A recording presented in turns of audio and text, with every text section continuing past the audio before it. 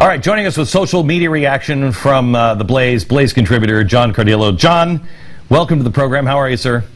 I'm doing great, Glenn. How are you? Thanks for the invite. I'm good. I'm interested to hear what the reaction was on last night's speech, and I guess first in this way.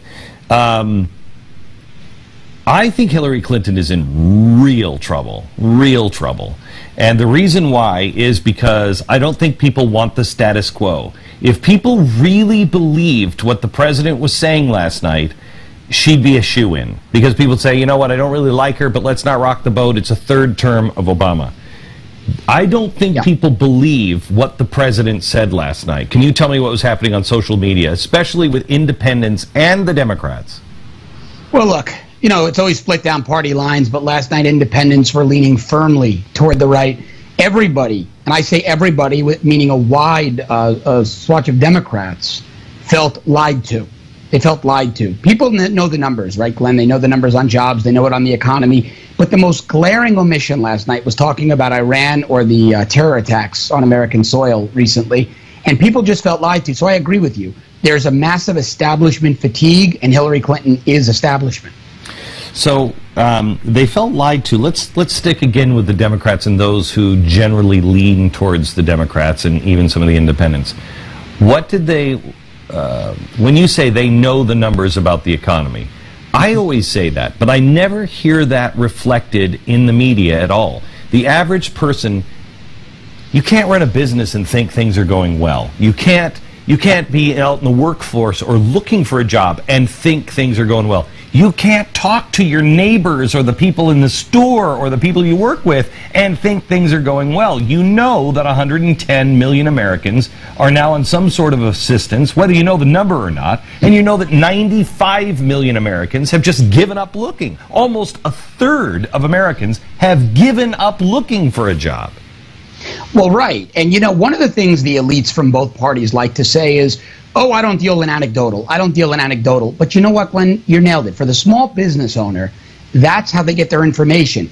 They know less people are filling out job applications, and they know that the bank that would have given them a $100,000 loan on their signature 4 years ago is laughing at them today if they come in for that line of credit. So they see it in a very practical way. They don't have the ability to get lines of credit to stock their shelves. They know things are not going in the right direction. And I think that, and correct me if I'm wrong, but I think that plays for a while. Like the first year or so, you can get away with saying, no, things are getting better. And you're like, wow, it just hasn't trickled down to me yet.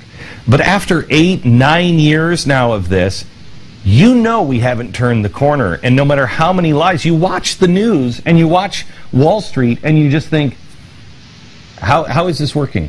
These guys, somebody's getting very, very wealthy, and it's not me. And it's not my neighbors. It's not the people that work with me. Where is this? Right. And the visual. You know, Barack Obama loves to say it's the optics. It's the optics. Well, you know, when people are hurting, he's partying in Hollywood in these lavish mansions and golfing in these, you know, 5-star resorts in Hawaii and Martha's Vineyard. So they see that there's a tremendous disconnect between them and the supposed president of the people. While you're on the president of the people, and I doubt you saw anything on this, but this really bothers me so much. The expense of his suits and her clothing. Her dress was a $2,000 dress. You know, I just assumed that's what it was, and I found out this morning it was $2,094 at Neiman Marcus, one of the people. Does that ever show up that these, when you see her dressed up all the time, these people who struggled to pay off their loans, she's now wearing couture dresses everywhere she goes? Well, you know, that not as much as when she's caught out in one of these fashion magazines in a $1,500 pair of tennis shoes. That's what really jabs at people, because they'll say, you know, we get it if it's a State of the Union or a White House function, but why is this woman in a $10,000 outfit and a $15,000 Hermes bag to shop in an outdoor market? That's what really gets people. Okay, so let's switch gears to ISIS. It was breathtaking to me that he, I think, called ISIS a JV league again, by saying, you know, there's a bunch of guys in pickup trucks. And then lectured the American people on that's not who we are. By saying that these guys are with Islam, that's not who we are. How did that go over? it was. I can't remember a time since I've been looking at these numbers that somebody fared worse. Because it happened on a day that Iran took 10 Americans into custody and seized 2 multi-million-dollar naval vessels. I mean, it was almost, if it wasn't so pathetic and wrong, it would have been comical that he avoided discussing terror at all. And on the heels of a Philadelphia police officer being shot at 13 times, hit 3 by an ISIS-motivated terrorist. John, you would have a better understanding of this. Do you remember the Fox show that I did 6 years ago where I had the pendulum and I held the pendulum out and I said, you're moving it so, remember, it's moving so far over? Yep. And I warned at that time, warning, it's going to swing just as far the other way. And if you swing this pendulum, right now the pendulum is no Muslim is bad. And everybody knows that's false. Yep. It's going to swing just as far the other way to all Muslims are bad. And that will be just as false. Yes. Is there any sense from the left or from the moderate Democrat or the independents that they see that this is false, but also that pendulum's shifting and this is false as well? Or is that just thing going to swing back over the other direction? You know, it's really interesting you brought that up because that pendulum was the catalyst for me initially reaching out to you when we first talked about the establishment Republic. Yeah, it was. Wow. The establishment Republic. It was a great segment.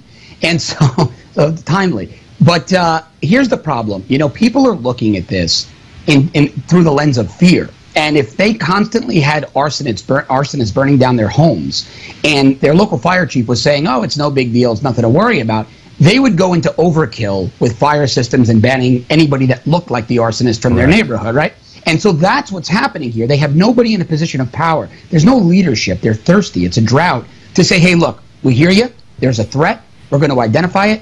But we have to identify it within the confines of the U.S. Constitution and individual liberties.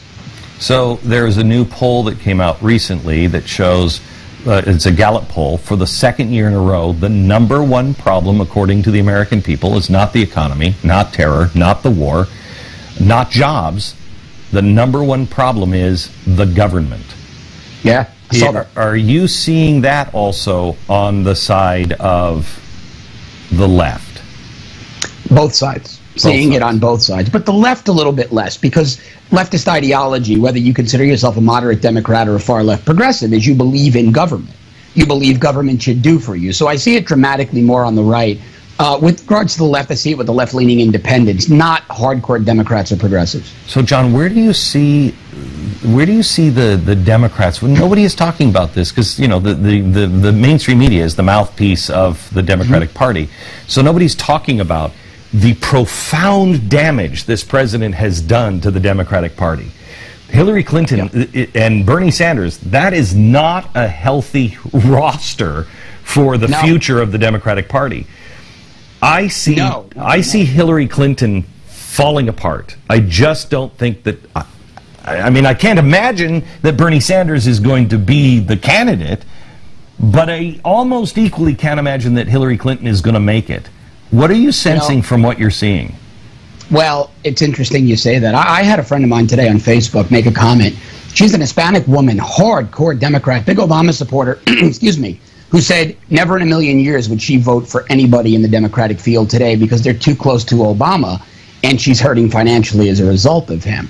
Now, I also think there's another issue. You and I spoke about this about a year and a half ago, and I just did a piece with Breitbart in collaboration. I don't think Hillary's help is where it's supposed to be. Multiple law enforcement sources have told me that the fallout from her brain injury is far worse than she's admitting.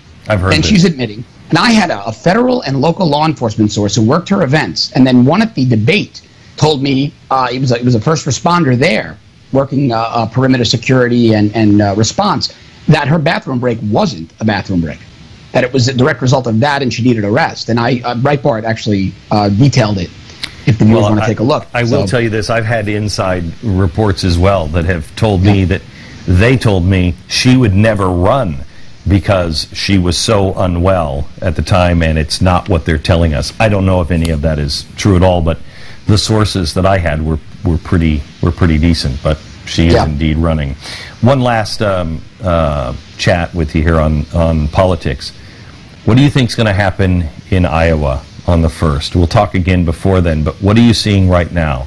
Is the Trump surge, is this the move where Trump is just going to start taking it, or what are you thinking? I'd like to talk to you after the debate, but I'll tell you right now, Trump got a big bump after the Philly police officer was attacked. A big bump. That was a major catalyst. And yesterday, it propelled him because people feel like he's the only one doing the talking. Although Ted Cruz got a great bump last night for his comments to Lester Holt. So it's going to be interesting to see how it shakes out later this week. Okay. Thank you very much, John. Appreciate it. Thanks, Back in just a minute.